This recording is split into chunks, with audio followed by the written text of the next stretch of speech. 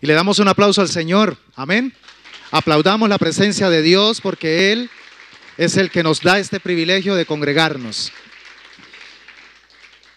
Y siempre doy gracias al Señor por cada uno de ustedes al verle aquí congregado en la casa del Señor. Siempre me doy cuenta que cuando estás aquí es porque el Señor te dio la victoria. Amén. Cuando nosotros venimos a la casa de Dios, experimentamos la misericordia de Dios. ¿Sabe qué dice el salmista? Mas yo, por la abundancia de tu misericordia, entraré en tu casa y te adoraré. O sea que usted no viene aquí porque se programa venir. Usted viene aquí porque el Señor ha tenido misericordia y le ha permitido estar aquí. Por eso le felicito y siéntase privilegiado al poder congregarse y al poder estar dispuesto a recibir la palabra del Señor. A todos nuestros amigos también que nos miran en este momento, les enviamos un caluroso saludo y también deseando que la palabra del Señor que va a ser entregada en este momento impacte de una manera muy especial su espíritu, su alma, y que llegue a esa necesidad que tu corazón requiere para ser edificado, exhortado y consolado. Vamos a iniciar en este momento haciendo lectura de lo que nuestro Señor Jesucristo le envió a decir a través del ángel, es decir, a través del pastor de la iglesia de Éfeso, algo muy impactante.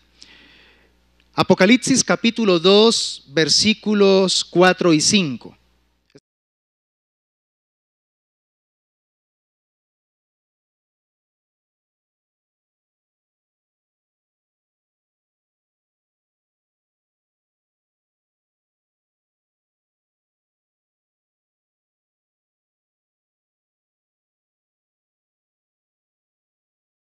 ¿Cómo te sentirías si en esta mañana descendiera literalmente nuestro Señor Jesucristo y te dijera de frente estas palabras?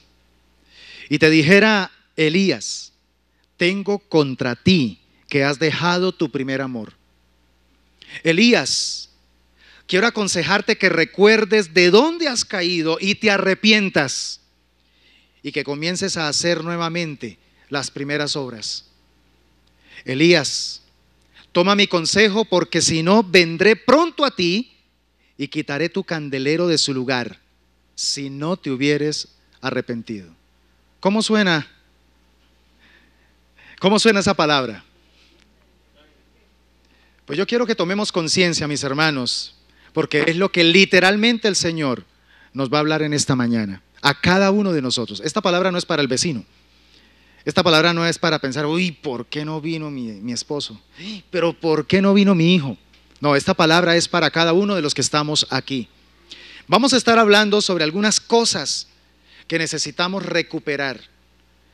Mira que el Señor le dice a la iglesia de Éfeso: has dejado tu primer amor. En otras palabras, perdiste tu primer amor. Estas agudas palabras se las está refiriendo el mismo Señor Jesucristo a la segunda generación de cristianos en la iglesia de Éfeso. Esta palabra ya prácticamente se da después de que mueren los hermanos que tuvieron el privilegio de escuchar directamente al apóstol Pablo. Ahora, a través del apóstol Juan, que es el que recibe esta revelación del Apocalipsis, la segunda generación es la que va a recibir este fideicomiso, este encargo divino.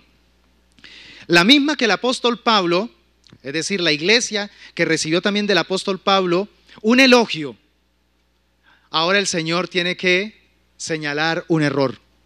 Mire, el apóstol Pablo en su primera carta a los Efesios, capítulo 1, versículos 15 y 16, les dijo: por esta causa también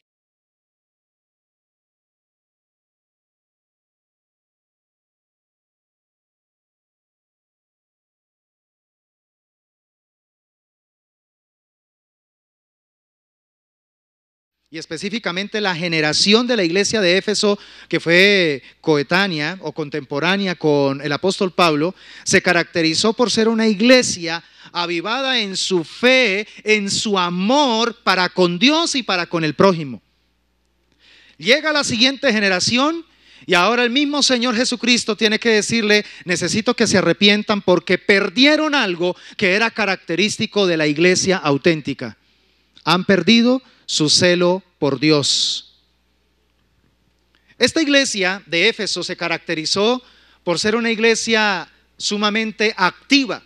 Fue una iglesia muy, pero muy desarrollada en el trabajo comunitario, en el trabajo ministerial, en el trabajo de realizar cosas para Dios. Pero el asunto es que esta iglesia empezó en algún momento a perder la correcta motivación de todo lo que hacía. Y aquí entonces aprendemos una lección muy importante para nosotros, porque de hecho estamos viviendo un tiempo donde la tentación es hacer muchas cosas para Dios, pensando que entre más yo haga para Él, más Dios me va a amar, más Dios me va a aceptar, más Dios me va a perdonar. Y esto no es así. ¿Qué sucede entonces con respecto al principio que Dios le dice a la iglesia de Éfeso? Lo que básicamente le está diciendo es que no importa cuántas cosas hagas para mí, pero si no las haces con amor, no van a perdurar, se van a perder. De hecho, esta iglesia solo duró básicamente alrededor de 4 siglos. Fue una iglesia que tuvo muy corta duración. De hecho, en el año 431 se celebró el tercer concilio, el concilio de Éfeso. Un concilio que fue muy fuerte para atacar toda la herejía nestoriana de Nestorio, donde no se aceptaba la divinidad de Jesucristo. Pero se conoce a través de los datos arqueológicos que unos años posteriores a ese concilio, la iglesia tuvo un decaimiento impresionante. Fue una de las iglesias que arqueológicamente se han descrito como mega iglesias de la época. Parece ser que alcanzaron a congregar aproximadamente unas 50,000 personas. Imagínate una iglesia de ese tamaño. Sin embargo, 4 siglos después, lo único que hay es ruinas. Parece ser que el Señor cumplió esta palabra. Parece ser que Éfeso no tomó en cuenta lo que el Señor le dijo. Y entonces, al perder su primer amor, el Señor quitó su candelero de su lugar. ¿Qué estaba diciendo el Señor con esto? Que quitaría a la iglesia de ahí y abriría otra iglesia en otro lugar. Ahora, creo que en la vida cristiana, mis amados hermanos, nos pasa lo mismo que le sucede a las parejas. ¿Qué le sucede a las parejas? Al principio de toda relación empieza a tomar bastante fuerza el enamoramiento, ¿verdad? Y ese enamoramiento se manifiesta muchas veces en sentir maripositas en el estómago y hay emociones van, emociones vienen. Pero en la medida que va pasando el tiempo, ¿sí? Entonces ya ese enamoramiento empieza a menguar. Ahora, aquí hay algo muy importante y es que nosotros debemos revisar cómo se encuentra nuestro enamoramiento de Dios, ¿verdad? Cuando empezamos a perder de vista la seriedad del pecado, la seriedad del estado en el que Dios nos encontró, y empezamos a enfocarnos más es ahora en qué necesito y que Dios me lo debe suplir, entonces ahí es donde empezamos a perder nuestro primer amor. Porque es que el primer amor se caracteriza por admiración. El primer amor se caracteriza por fervor. El primer amor se caracteriza por una entera devoción a Dios. Pero vuelvo y repito, cuando ya perdemos de vista todo lo que Dios hizo por nosotros, cuando perdemos de vista la seriedad de la situación en la que nos encontrábamos judicialmente con Dios, y empezamos entonces a enfocarnos en lo que Dios debería darnos, en lo que Dios debería suplirnos, en lo que Dios, cómo debería bendecirnos. Ahí es donde empezamos entonces a dañar nuestra pasión hacia Dios. Y entonces ocurre lo que dice el apóstol Pedro en su segunda carta, capítulo 1, versículo 9. Pero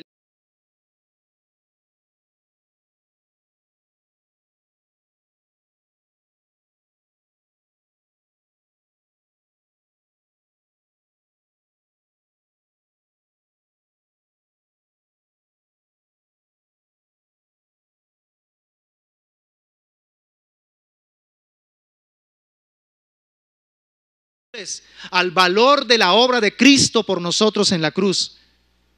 Y entonces dice que si olvidamos eso, nos volvemos ciegos y olvidamos la purificación de nuestros antiguos pecados. ¿Sabe de dónde el Señor te sacó? ¿Recuerda de dónde el Señor te rescató? Si en estos momentos Dios no hubiese intervenido en tu vida, ¿dónde estarías? ¿Qué estarías haciendo? ¿Estarías todavía aquí en esta tierra? Tenemos que volver a recapacitar sobre esta verdad. El amor de Dios es el que nos ha transformado. El amor de Dios que ha sido derramado en nosotros es el que nos ha dado nueva esperanza. Y así como Él nos ha amado con amor eterno, ahora nosotros también debemos amarle a Él. ¿Cuántos dicen amén? Probablemente al inicio de tu vida cristiana tuviste un entusiasmo muy fuerte, a pesar de que tenías un conocimiento escaso. Es decir, había poco conocimiento, pero más entusiasmo. Quizá en tu presente, es decir, hoy, la cuestión está a la inversa. Hoy ya tienes mucho conocimiento de Dios, pero tienes poco entusiasmo en cuanto a Dios. Las dos cosas son necesarias, mis hermanos. Necesitamos conocimiento de Dios, pero a la par cultivar el entusiasmo hacia Dios. Ese entusiasmo es el que nos ayuda a mantener un amor intenso hacia nuestro Dios, a vivir apasionados por Él, a negarnos a nosotros mismos con tal de servirle a Él. Cuando usted está diciendo, Señor, ¿en qué puedo ser útil? Te quiero servir. ¿Qué hay que hacer, Señor, en tu obra? ¿Cómo puedo también desarrollar los dones, los talentos que me has dado? Señor, dime qué hago. Y empieza a ver en mi corazón un afán por buscar cómo servirle. Eso significa que hay entusiasmo. Pero cuando se baja el entusiasmo, me acostumbro a una vida pasiva. Me acostumbro a un estilo de vida cristiano donde solo quiero que me den, donde solo quiero recibir. Y cuando ya se me empieza a exigir, me siento incómodo. Y cuando ya Dios empieza a decirme, sí, todo esto hecho por ti, pero ahora tú qué vas a hacer por mí. Y no porque eso te vaya a dar entrada al cielo, sino porque se sobreentiende que el amor se demuestra con hechos. Y uno demuestra que ama a Dios cuando uno se dispone a servirle. Amén. Entonces escucha lo que evoca, por ejemplo, el escritor a los Hebreos, capítulo 10, versículos 32 al 35. Es como si nos estuviera diciendo lo mismo que Jesús le dijo a la iglesia de Éfeso. Acuérdense de los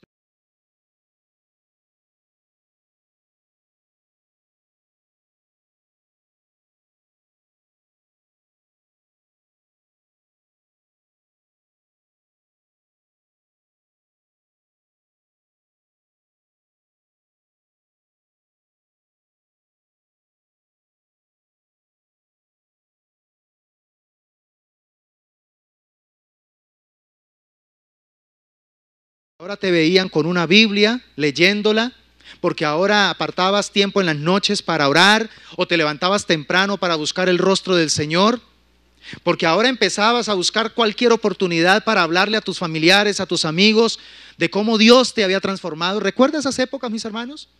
Es muy importante que miremos y que no te afectaba el hecho de que alguien se burlara de ti, que no te afectaba el hecho de que alguien de pronto hiciera burla de tus palabras, de tus expresiones hacia Dios. A ti lo que te importaba era que estabas enamorado de Dios. Lo que te importaba era agradar a Dios. Lo que te importaba era vivir una vida de santidad, una vida consagrada a Él. Pero han pasado los años y te das cuenta que ahora medio alguien te mira mal y eso te afecta. Alguien habla mal de ti y eso te desanima. Y ahora entonces empiezas a ser más intermitente en tu relación con Dios. No todo el tiempo estás conectado con Dios, porque cualquier cosa del mundo, de Satanás y de la carne te desconecta de Dios. Eso significa entonces que hemos perdido el primer amor. El apóstol a los Hebreos sigue diciendo en el versículo 34, sufrieron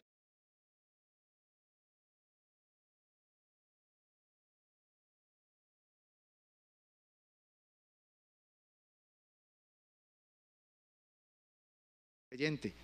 Sabían que en el futuro les esperaban cosas mejores, que durarán para siempre. Hoy medio nos quitan algo, inmediatamente reviramos, ¿cierto? Inmediatamente activamos protocolos de seguridad, activamos protocolos judiciales para defender nuestra causa. ¿Por qué? Porque no estamos dispuestos a pagar el precio de sufrir por nuestro Señor. Y termina diciendo el apóstol en el versículo 35, por lo tanto,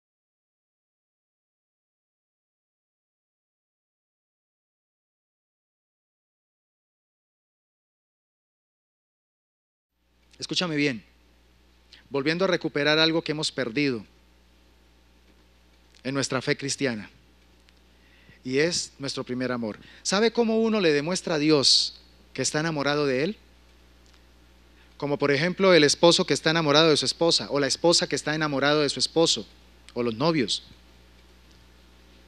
Quieren todo el tiempo estar con el otro. Quieren todo el tiempo estar con ese cónyuge, con esa pareja. Quieren pasar tiempo juntos. ¿Sabe qué dice el Apocalipsis en uno de sus últimos versículos? Que la iglesia, que es la esposa del Cordero, dice: ven, Señor Jesús. Y se une al anhelo del Espíritu Santo. Ven, Señor Jesús, no tardes. Yo creo que eso es también algo que hemos perdido. Por eso es que el apóstol dice acá: tengan presente la gran recompensa que les traerá. Cuando uno anhela la presencia de Dios y anhela su venida, sabe que vamos a disfrutar de cosas preciosas. Y una de esas cosas preciosas es que nos espera una recompensa maravillosa.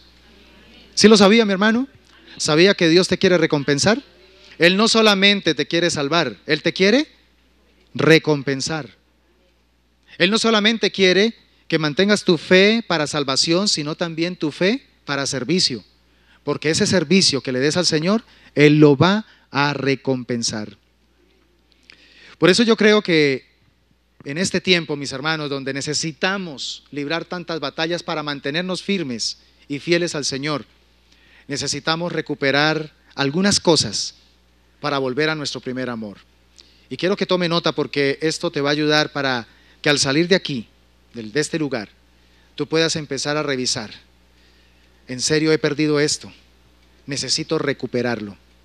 Porque cuando recuperamos esas cosas de las que te voy a hablar, estaremos recuperando nuestro primer amor. Cuando tú tienes el primer amor a Dios, nada te detiene, porque lo más importante es Él en tu vida, y colocas las cosas en prioridades correctas. Lo primero que encuentro que necesitamos volver a recuperar es nuestro temor reverencial a la majestad de Dios. Eso es algo que necesitamos recuperar en este tiempo, iglesia. El temor reverencial hacia la majestad de nuestro Dios. Estamos viviendo una época en donde se ha descuidado en demasía el significado y el sentido de las palabras. ¿Sí? Hoy en día tenemos problemas bien delicados con respecto al uso como se están, o la manera como se están usando ciertas palabras. ¿Sí? Un ejemplo, la ideología de género. ¿Sí?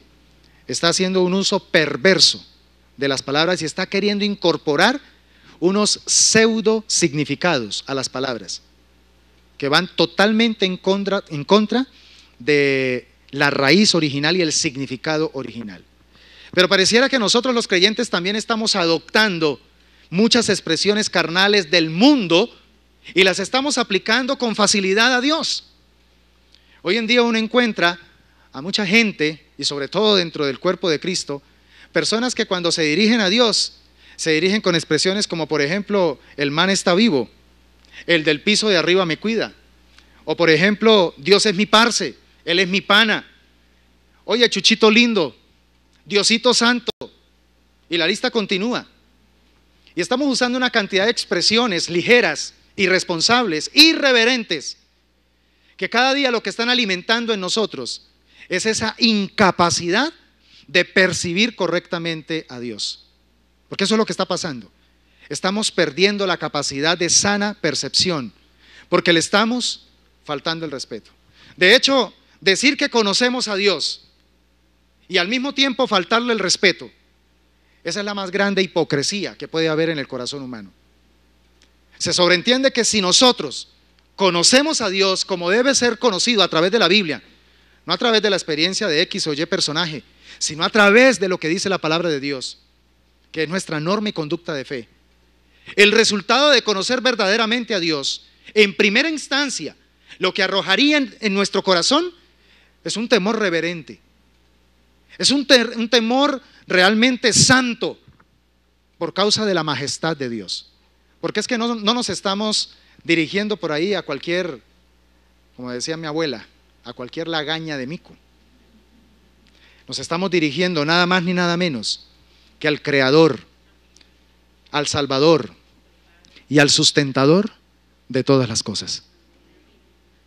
Que en el momento que Dios decida hacer con su mano con respecto a cada uno de nosotros esto, ¿qué dice la palabra del Señor? Somos turbados y perecemos.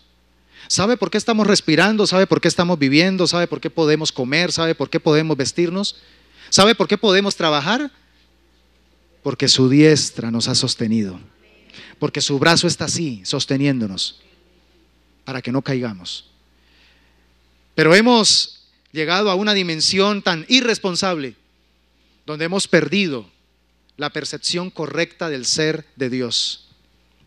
Entonces, en este tiempo sufrimos de un síndrome, y es el síndrome de querer ayudarle a Dios para que Él se haga más popular. Estamos afanados porque Dios sea aceptado por todo el mundo, pero aceptado de manera positiva. Y resulta que Dios no necesita eso. Dios no está preocupado por la cantidad de likes que nosotros podamos darle. ¿Me está entendiendo? Porque es que estamos en una generación donde queremos que Dios sea el más conocido por todos. Dios no desea tanto que lo conozcamos de manera popular. Dios quiere que lo conozcamos en espíritu y en verdad. Esa es la verdadera manera en que Dios desea que le conozcamos. El mundo quiere conocer hoy a un Dios que está muy atento para suplir necesidades humanas. Y gloria a Dios, porque esa es parte de su personalidad, de sus virtudes.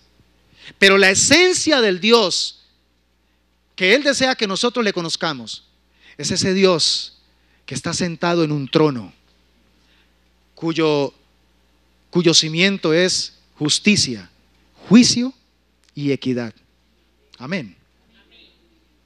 Un Dios que no depende de si nosotros lo tratamos bien, y si lo tratamos bien Él se siente feliz. Pero que si nosotros de pronto lo descuidamos o de pronto lo ignoramos, entonces Él se siente triste y cae en depresión. ¿Sabía que Dios no sufre de depresiones? ¿Sabía que Dios no nos necesita a nosotros? Porque es que mira, venimos de una herencia griega, ¿sí? Donde la enseñanza de los dioses griegos dicen que ellos se fortalecían en la medida que los hombres adoraban a los dioses. Eso es una total mentira cuando se trata del Dios único y verdadero. Dios no necesita de nuestras oraciones, ni de nuestras adoraciones, ni de nuestras alabanzas, ni de nuestros likes para que Él se sienta más fuerte y engrandecido. De ninguna manera, Él no depende de su criatura. Es la criatura quien depende de su creador. Entonces, recuerda que nuestro Dios no tiene complejos, ni de superioridad ni de inferioridad. Él mismo es lo que es, porque Él siempre ha sido y será. Es que ni siquiera Dios ha existido, Dios siempre ha sido.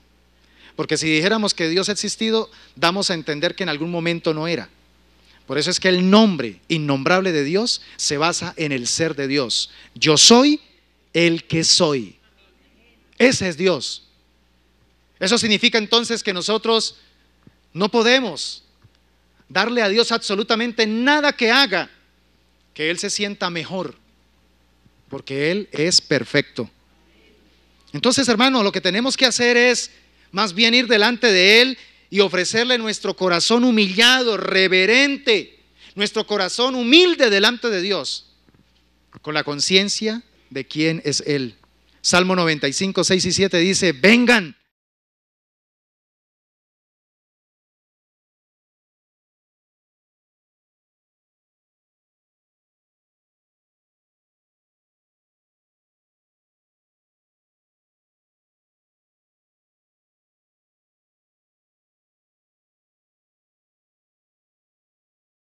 de su majestad, tomáramos conciencia de quién es Él, mejoraríamos nuestro amor hacia Él.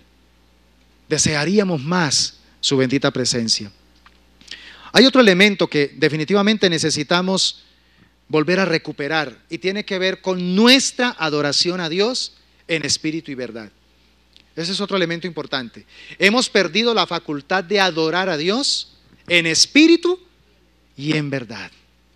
Ahora, la triste noticia es que los verdaderos adoradores siguen perdidos en este tiempo. Hay muy pocos adoradores en este tiempo. Hay muchos grupos de alabanza, bandas musicales y con una técnica excepcional y con una técnica magnífica, ¿sí? Pero hermanos, está escaseando en esos escenarios donde se convocan multitudes, está escaseando la gloria de Dios, la Shekinah de Dios, la majestad de Dios descendiendo en esos lugares. Muchos de esos lugares se están presentando solamente para espectáculos, para shows. Estamos viviendo un tiempo, mis hermanos, donde la tecnología, hay tanta tecnología para levantar los más impresionantes escenarios. Y créame que cuando yo veo un escenario súper elegante, lindo, precioso, y que se sabe que va a ser dedicado para adorar a Dios, a mí me da alegría, ¿sí? Porque Dios lo merece. Pero me daría más alegría cuando toda esa parafernalia que se ha preparado con antelación hubiera incluido invitar la presencia de Dios. Porque el problema es que hoy en día le damos más valor a los medios, le damos más valor es a las herramientas que de pronto son accesorios. Y la esencia del propósito de una convocación la tenemos ahí al margen, como algo colateral, cuando debería ser al contrario. Yo recuerdo, hermanos, que las cruzadas que hacían los evangelistas en unos años atrás, décadas atrás, y me atrevo también porque lo he estudiado, centurias atrás, antes de poder hacer una convocatoria de multitudes, duraban meses con programas de ayunos, de vigilias, buscando el rostro de Dios.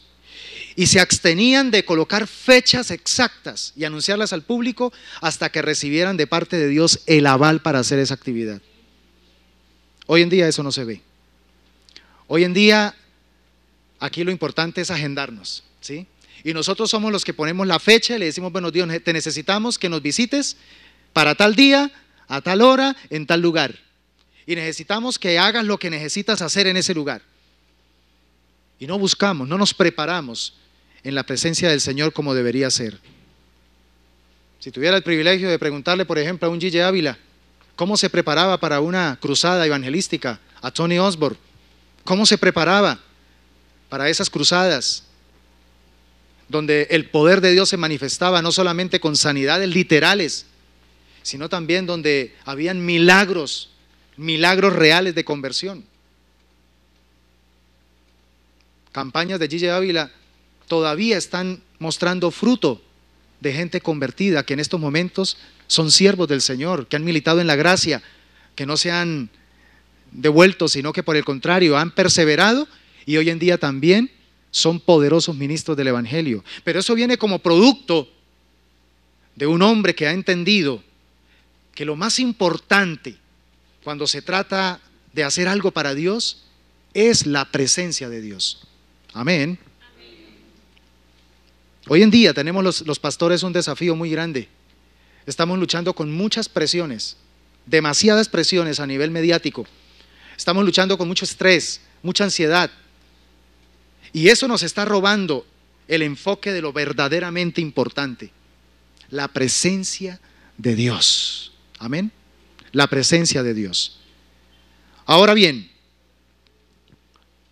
yo quiero que no me malentienda, la culpa no la tiene la tecnología. Yo no estoy en contra de la tecnología y de hecho me siento afortunado de estar viviendo en una época así y soy una persona que me encantaría que esto todavía aumente en la parte del uso de los medios que podemos utilizar para llegar a más personas y para impactar visualmente más a las personas. Pero lo que más quisiera es que aumentemos en buscar el rostro de Dios, Que la presencia del Señor sea lo que más predomine en la manera de estar conectado con Él. Mis hermanos, la culpa realmente está en nosotros, porque hemos prácticamente convertido los medios en un fin. Hemos hecho a veces de la técnica o de la tecnología o del escenario, hemos hecho el fin, lo más importante. Y el Señor se hace a un lado. Parece ser que este show no es para mí. Parece ser que este show es para un ministro, es para un ministerio. Entonces el Espíritu Santo, que es todo un caballero, se hace a un lado, ¿sí? ¿Por qué? Porque Él no contiende. Él dice en la palabra del Señor que mi alma no contenderá contra el hombre, ¿cierto? Simplemente si el hombre no quiere someterse, Dios lo suelta, lo deja. La presencia de Dios, mis hermanos, es lo más importante.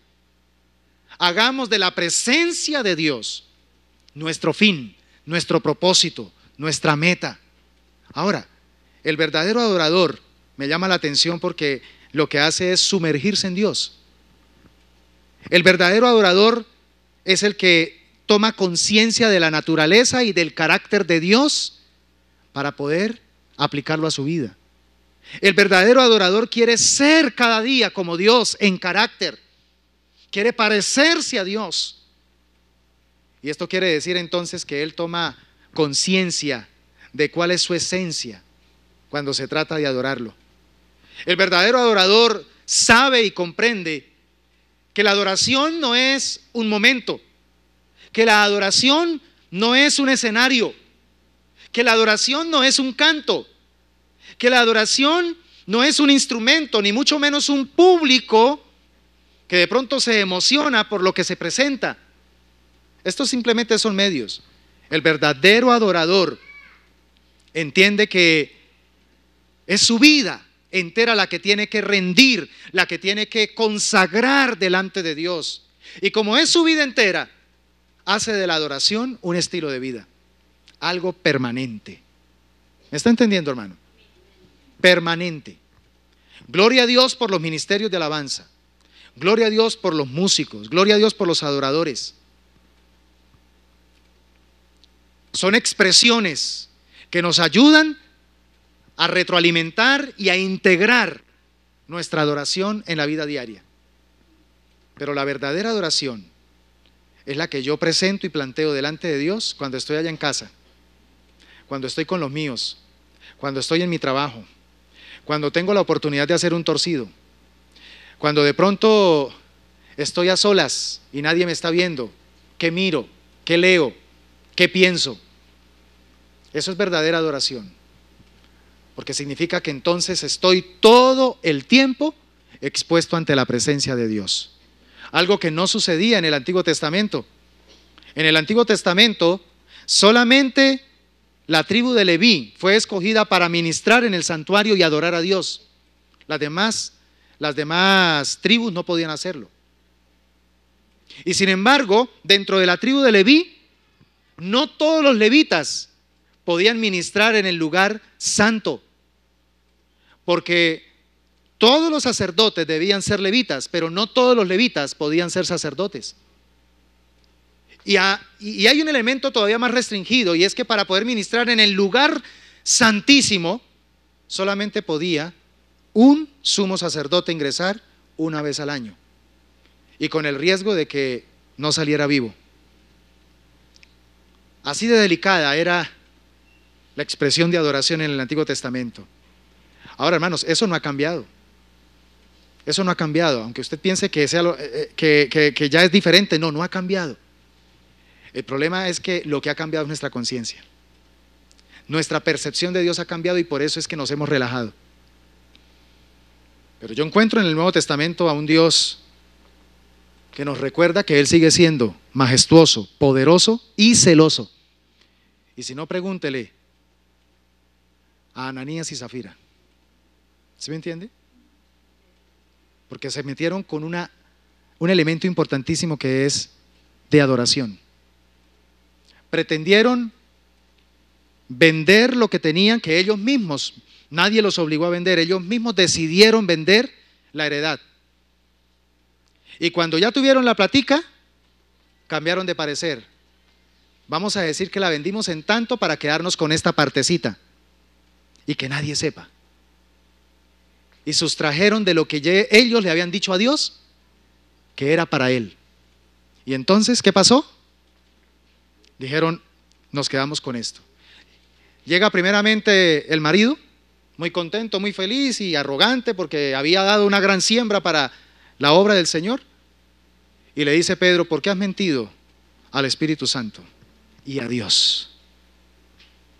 Y vino el juicio, inmediatamente quedó paralizado. Le dio un paro cardíaco, murió. Vienen los jóvenes y se llevan el cuerpo de Ananías y a las 2 horas regresa la mujer, la esposa, con el mismo espíritu. Y entonces le dicen, he aquí, vienen los pies de los que llevaron a tu marido para recoger también tu cuerpo. Y en ese momento cayó muerta. Es un Dios celoso. Eso no es que porque estamos en la gracia entonces podemos seguir haciendo, no. El problema no es que Dios haya cambiado, el problema es que nosotros cambiamos nuestra percepción de Dios, y como cambiamos nuestra percepción de Dios, estamos siendo irreverentes y estamos entregando una adoración falsa, una adoración que no honra al Señor. Tiene que llegar un momento, mis hermanos, donde seamos conscientes en nuestra vida de oración y podamos hacer de Dios lo único y lo que más añora nuestra alma, Dios. Salmo 73, versículos 25 y 26, dice el salmista, ¿a quién tengo en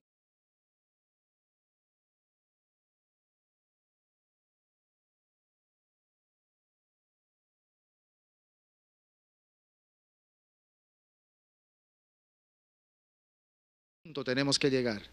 Donde Dios sea realmente lo más importante en nosotros.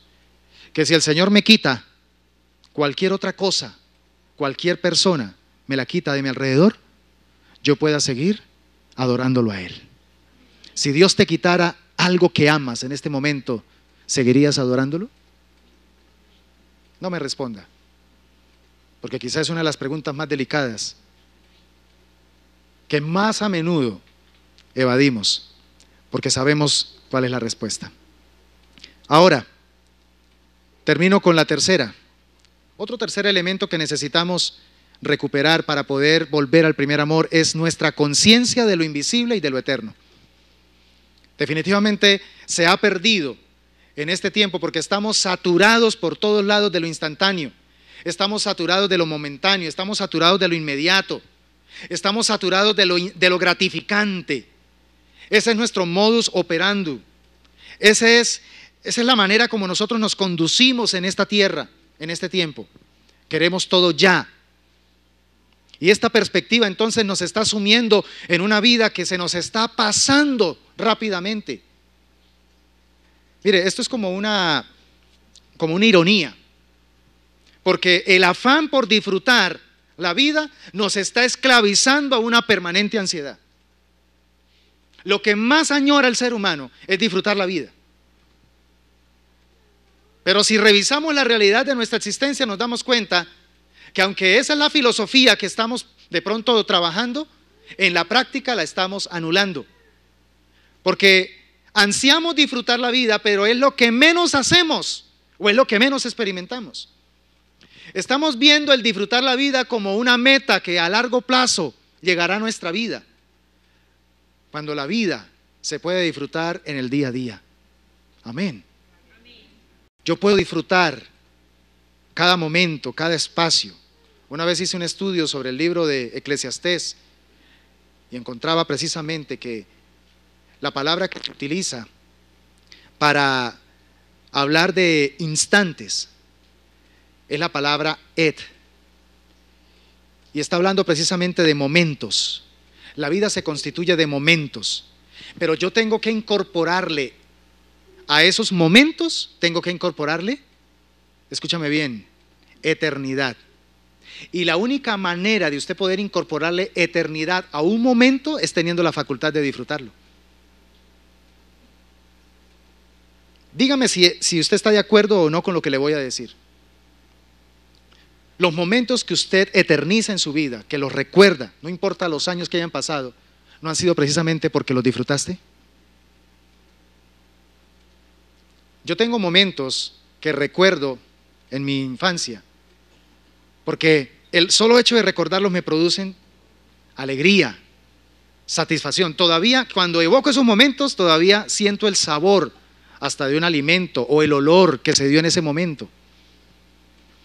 Algo sucedió en mi ser interior que me facultó en ese instante, me facultó para disfrutarlo. Y como lo disfruté, se eternizó. Y eso es lo que nosotros tenemos que hacer. Tenemos que empezar a disfrutar más la vida. No espera hasta que tenga plata, no espera hasta que compre la nueva casa, no espera hasta que tenga el nuevo auto, no espera hasta que ya se case, no espera hasta cuando vengan los hijos. No, hoy es el día, hoy es el momento en el que puedes tener plenitud. Hoy lo puedes eternizar si aprendes a disfrutarlo. Pero no podrás disfrutar la vida a menos que estés conectado con el dador de la vida, que es el Señor. Amén o ay. No se nos olvide, mis hermanos, que nosotros pertenecemos a lo eterno. Nosotros venimos de lo invisible. ¿No ve que Dios nos concibió en su mente antes de la fundación del mundo? Antes de que el mundo existiese, nosotros ya existíamos en la mente de Dios. Wow. Por eso el concepto de predestinación. Ahora, Dios decide en su sapiencia perfecta, decide en qué momento, en qué día, en qué calendario ubicarnos en esta temporalidad. Pero nos ubica para un propósito. Pero escúchame bien, nos ubica temporalmente, porque de aquí no volvemos a ir. Tan afectada está nuestra conciencia, mis hermanos, tan afectados estamos de esta perspectiva temporal, que ni siquiera una pandemia, que no ha terminado aún, ha podido producir el efecto que debería producir, y es aprender a priorizar las cosas más importantes de la vida. Al principio, porque es que el ser humano vive de modas. Al principio, cuando comenzó la pandemia, ¿se acuerda el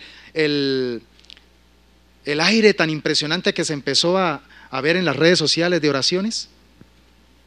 Impresionante la cantidad de gente orando en todo el mundo para que el Señor limpiara el planeta de esta pandemia. Pero como este planeta rige es por modas y las modas las colocan los medios de comunicación, entonces nosotros respondemos a esas modas. Pero mis hermanos, nosotros tenemos que aprender a entender cuál es lo realmente prioritario en nuestra vida. Nosotros no dependemos de esto que vemos, de esto que sentimos, de esto que escuchamos. Nosotros dependemos es de la palabra de Dios. Nosotros dependemos es del propósito de Dios.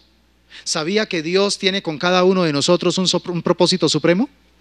Él nos incorporó en un propósito supremo, y dentro de ese propósito supremo estaba precisamente que nosotros le falláramos, pero también estaba el propósito supremo de que nosotros nos restauráramos con Él. Y nos iremos de esta tierra y seguiremos activos en ese propósito. Esto de estar aquí en la tierra, que son más o menos 27.550 días, ¿qué se comparan con el eterno pasado, el eterno presente y el eterno futuro, en donde no hay tiempo, que es el Kairos, donde Dios se mueve? Esto no es nada. Y sin embargo nosotros aquí estamos supremamente arraigados y dándole un valor eterno a algo que no va a durar absolutamente nada, comparado con la verdadera eternidad. Nos enfermamos y nos angustiamos por poseer cosas que hasta de pronto se van a acabar antes de que nosotros nos vayamos, y que probablemente, si de pronto duran un poco más después de que nosotros nos vayamos, quién sabe qué va a pasar con los que posean eso. Tenemos una perspectiva muy errada en cuanto al valor de la eternidad. Uno de estos próximos miércoles usted puede acceder a una prédica que la he titulado La mejor inversión, un tema de moda en este tiempo. Todo el mundo quiere invertir. Y hay miles, yo creo que hasta millones de planteamientos hoy en día para que usted invierta su platica y en menos de nada usted se enriquezca. Tenga cuidado. Pero estamos perdiendo la perspectiva de la mejor inversión. Y el Señor nos la dio en su palabra. Hagan tesoros en el cielo. Porque allá no van a haber ladrones, allá no va a haber polilla, orín que corrompa, ni óxido. ¿Cierto? En cambio, eso es lo que hay acá. Esa es la característica de acá. Ahora, por favor, entienda que cuando yo hablo de estas temáticas no estoy diciéndole que usted ya definitivamente no se proyecte, no anhele un mejor estilo de vida material. No se me vaya a los extremos porque ese es el problema cuando somos extremistas. Pero lo que yo quiero con esto es que volvamos a recuperar eso que perdimos, la facultad de darle prioridad a lo eterno y a lo invisible en nuestra existencia temporal. Porque es que vivimos en un tiempo donde el ahora está compitiendo fuertemente con lo eterno. Le damos más valor al ahora que a lo eterno. Y entonces, como el ahora es lo más importante, entonces nos preocupamos. Y todo nos estresa, porque si perdemos el control, entonces pensamos que ya el mundo se nos viene encima. Y se nos olvida que nosotros poseemos eternidad. Y que venimos de un mundo más real que este, que es invisible. Porque este mundo visible depende del mundo invisible. Colosenses capítulo 3, 1 al 4 nos dice: si pues habéis recibido.